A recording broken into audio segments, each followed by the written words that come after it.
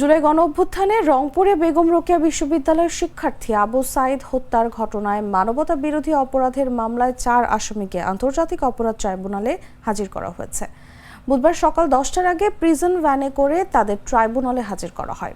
আসামিদের বিরুদ্ধে আনা অভিযোগের বিষয়ে আন্তর্জাতিক অপরাধ ট্রাইব্যুনালের চেয়ারম্যান বিচারপতি মোহাম্মদ গোলাম মর্তুজা মজুমদারের নেতৃত্বাধীন ট্রাইব্যুনালে শুনানি হওয়ার কথা রয়েছে।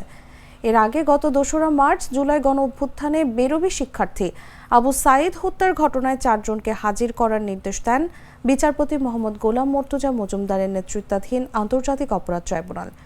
একই সঙ্গে 9 এপ্রিলের মধ্যে এই মামলার তদন্ত প্রতিবেদন দাখিল করতে বলা হয়। তারই ধারাবাহিকতায় আজ তাদের ট্রাইব্যুনালে আনা হয়।